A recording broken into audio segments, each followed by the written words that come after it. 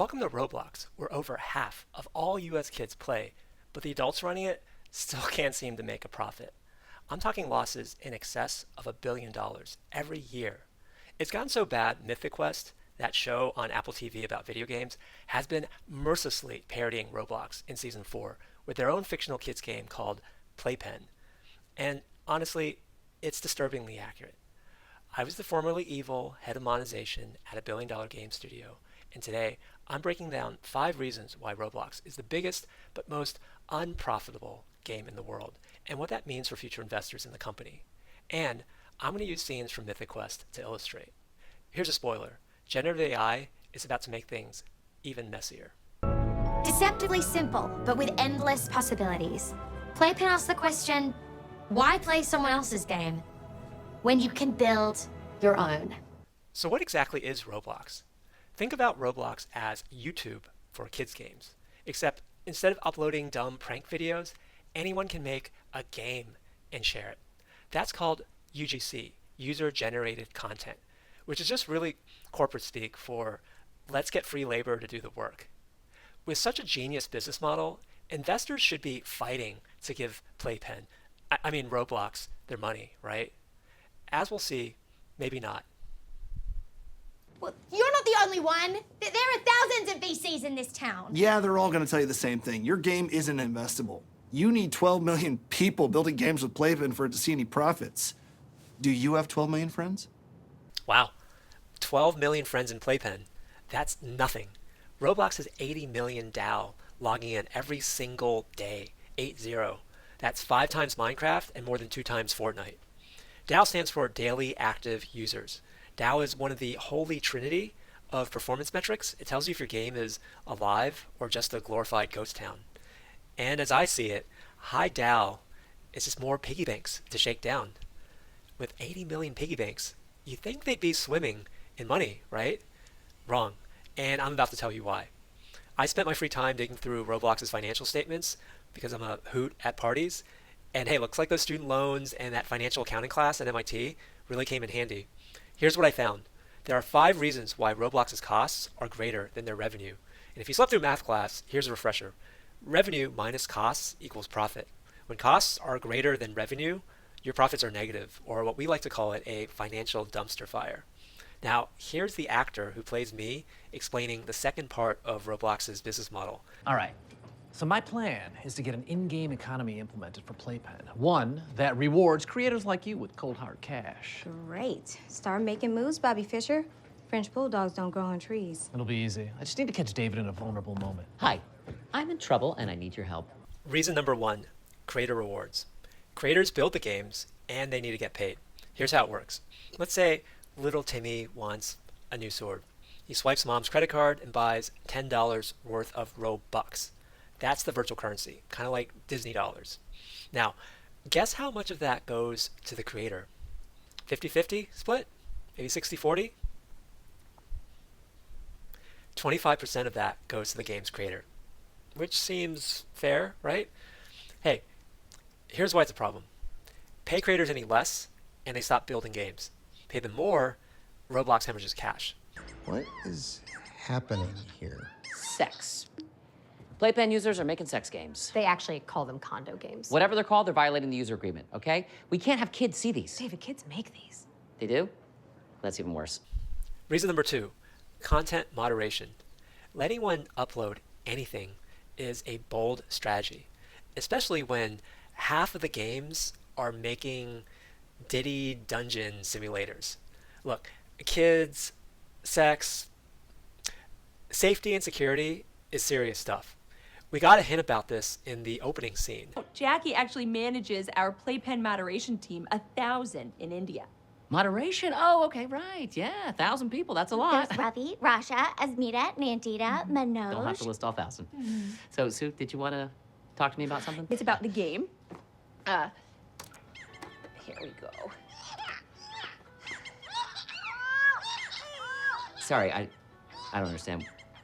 What are they doing? Fucking.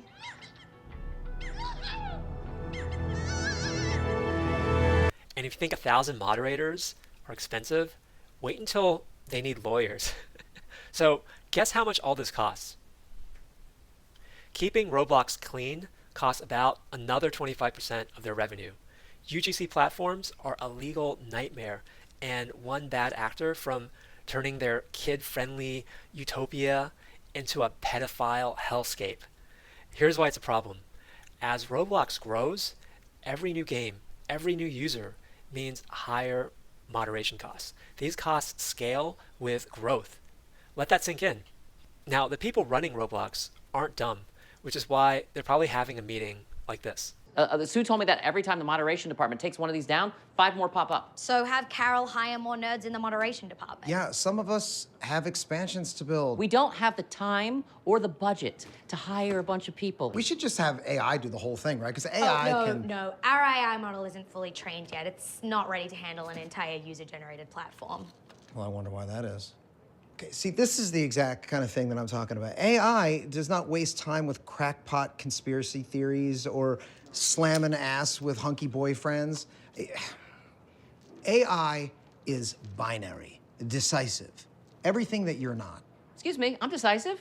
You know, how's this for decisive? We are gonna embrace AI for moderators. David, no, you can't just unleash it. You have to train it with rules and parameters. I will help train it. I'll grab a team of people. I'll order them to do it because I am in charge, clearly. And this is where we get into the scariest reason. Reason number 3, R&D spending. Because you got to know, Roblox is an AI company at heart. I'm talking about AI content moderation and generative AI. Want to guess how much is spent on R&D? Here's a hint. Spotify spends about 10% on R&D, making AI playlists for your breakup. Okay, that was a trick.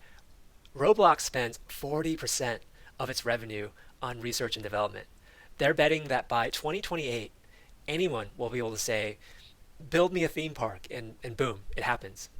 Here's why it's a problem. Innovation is expensive, especially when you're trying to build the Matrix. R&D costs are still going up, about 13x in the last 5 years. It also seems to be scaling with growth. And the more worlds people create, the more expensive the platform becomes to maintain and improve. Time will tell if this is the world's most expensive science fair project or genius level long-term thinking.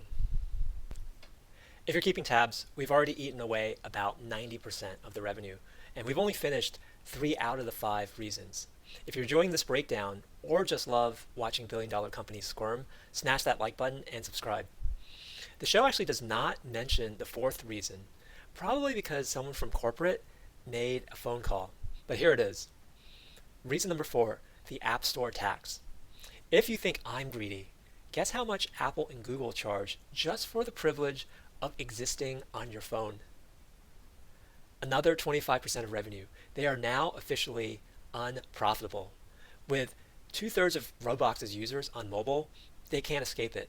No platform equals no players. Those App Store fees are also non-negotiable. So until governments break Apple's monopoly, Roblox is stuck losing a chunk of its cash forever. Now, I feel like there's one more cost I forgot.